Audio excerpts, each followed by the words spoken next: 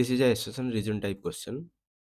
Assertion is an alpha particle is moving towards a gold nucleus. The impact parameter is maximum for the scattering angle 180 degree. Okay, and reason for that one is the impact parameter in an alpha particle scattering experiment does not depend upon the atomic number of the target nucleus. तो assertion में यहाँ पे impact parameter के बारे में बोला जा रहा है. तो what is this impact parameter यहाँ पे पूछा जाए. ठीक है, तो पहले इम्पैक्ट पैरामीटर क्या है उसको जान लेते हैं. So this is one kind of this we have taken figure of that one. तो यहाँ पे अगर हम देखेंगे that B, this B indicates the impact parameter. तो actually what is this B or how it has been defined? तो impact parameter क्या है? It is the perpendicular distance between the initial direction of an incoming alpha particle and the center of the nucleus. ठीक है, तो ये जो red colour में indicate किया था, this is the alpha particle. इसका इनिशियल डायरेक्शन ऑफ मोशन यहाँ पे किस तरफ है? Towards the nucleus. Okay, and then जो न्यूक्लियस, गोल्ड का जो न्यूक्लियस है उसका सेंटर यहाँ पे.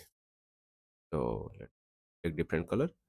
तो इसका न्यूक्लियस का जो सेंटर यहाँ पे, तो ये सेंटर को अगर हम उठा के यहाँ पे ला के रखेंगे, मतलब initial position, alpha particle initial position वहाँ पे अगर ला के रखेंगे तो यहाँ पे आ गया. ठीक है, तो it will not lie like this. यहाँ पे तो सेंटर पे नहीं आएगा, मतलब स्ट्रेट अगर हम इसको ड्रॉ करेंगे, इसको लाएंगे, तो it will be almost like this. Okay, तो उसका मतलब ऐसा है कि आप मान लेते हैं ये जो न्यूक्लियस को हम उठा के ला के रखेंगे तो ये कुछ ऐसा है. This will be like this. Okay, तो ये जो न्यूक्लियस का जो सेंटर से अल्फा पार्टिकल का इनिशियल पोजीशन और इनिशियल डायरेक्शन ऑफ मोशन का जो डिस्टेंस होता है उसी को हम क्या बोलेंगे? उसी को हम बोलेंगे इम्पैक्ट पैरामीटर. ओके, तो ये जो इम्पैक्ट पैरामीटर है इसको हम इसको डिफाइन कैसे किया? So this is written, impact parameter can also be written as B equal to Z square cot theta upon 2 all divided by 4 pi epsilon naught k. So this is the value of impact parameter, where z is the atomic number, e is the charge. That means यहाँ पे alpha particle का जो charge होता है plus e, and nucleus का जो charge होगा plus Z, both are positively charge. तो उसी के अकॉर्डिंग यहाँ पे आप सॉल्व करने के बाद हमें इम्पैक्ट पैरामीटर का वैल्यू कुछ ऐसे मिल रहा है. ठीक है, and theta is the scattering angle, and K here, K क्या है यहाँ पे? K is kinetic energy. Okay, kinetic energy. Okay fine. So ये जो इम्पैक्ट पैरामीटर है यहाँ पे कुछ फैक्टर्स के ऊपर ये डिपेंड कर रहा है. ठीक है, एक तो एटॉमिक नंबर के ऊपर डिपेंड कर रहा है. ठीक है, एंड दैट्स थीटा, थीटा के ऊपर डिपेंड कर रहा है. काइनेटिक एनर्जी भी कितना होगा उसके ऊपर भी डिपेंड करेगा यहाँ पे. तो all this things are there. तो फाइनली पूछा जा रहा है क्या? This impact parameter is maximum for scattering angle 180. तो 180 degree when theta equal to 180 degree, जब 180 डिग्री हो तो देख लेते हैं कितना आएगा. तो जब थीटा 180 डिग्री होगा तो उस समय बी का वैल्यू होगा Z square cot 180 degree upon 2 whole divided by 4 pi epsilon naught K. Okay, K over here. तो कॉट कितना आ रहा है? 90 आ रहा है. So cot 90 degree, cot 180 degree by 2 means cot 90, but cot 90 का वैल्यू कितना होगा? So finally this one is becoming zero. That means impact parameter यहाँ पे कितना आ रहा है? Zero. That means that perpendicular distance is 0 when theta equal to 180. ठीक है, लेकिन यहाँ पे क्या बोला गया है? यहाँ पे ये बोला गया है कि इम्पैक्ट पैरामीटर मैक्सिमम होगा, but which is not true. This is not maximum, this should be minimum. ठीक है, for scattering angle 180 degree, 180 scattering angle पर ये मिनिमम होगा. ओके, तो इसका मतलब ये है कि जब ये अल्फा पार्टिकल, मान लेते हैं कि एक अल्फा पार्टिकल ऐसे स्ट्रेट हेड ऑन कोलिजन के लिए जा रहा है, मतलब it is moving straight towards the centre of the nucleus.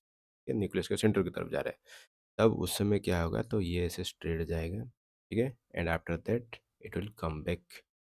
तो ये होता है 180 डिग्री एंगल स्कैटरिंग. तो 180 डिग्री एंगल स्कैटरिंग पर ये जो परपेंडिकुलर डिस्टेंस कितना आ रहा है, ये मतलब ये जो सेंटर का जो लाइन है, इस सेंटर का लाइन के ऊपर ही लाई कर रहा है अल्फा पार्टिकल का डायरेक्शन ऑफ मोशन. ठीक है, that means the value of B will be coming out to be zero.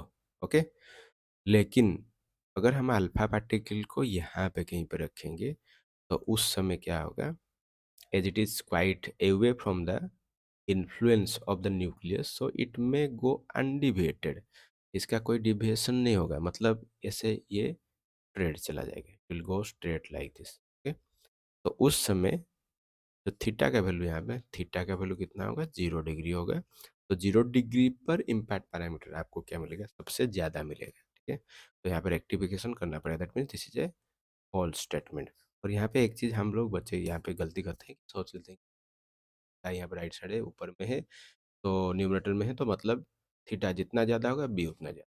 तो इसी के हिसाब से ही यहाँ पे क्वेश्चन बनाया गया है। ठीक है, बच्चे वही सोचेंगे, लेकिन ऐसा नहीं होगा, बिकॉज यहाँ पे कोड फंक्शन यहाँ पे प्रेजेंट है, तो यहाँ पे सोचने की बात ये है। Okay, then reason for this one is impact parameter in an alpha particle scattering experiment does not depend upon the atomic number of the target nucleus। तो impact parameter यहाँ पे क्या है, टारगेट न्यूक्लियस का जो एटॉमिक नंबर है उसके ऊपर डिपेंड नहीं करता है। ओके, ऑब्वियसली यहाँ पे डिपेंड करेगा क्योंकि जेड यहाँ पे प्रेजेंट है। ठीक है, तो कैसे डिपेंड नहीं करेगा, तो ये तो फॉर्मूला में आ रहा है जेड यहाँ पे present, that means it depends. तो इसलिए आपको क्या है, ये फॉर्मूला आपको याद रखना है। ठीक है, तो हैव सॉल्व इसका जो रिलेशनशिप है मैंने यहाँ पे डाल दिया है, आप उसको चेक कर सकते हैं। ठीक है, इम्पैक्ट पैरामीटर, तो that means this reason is this is a false statement.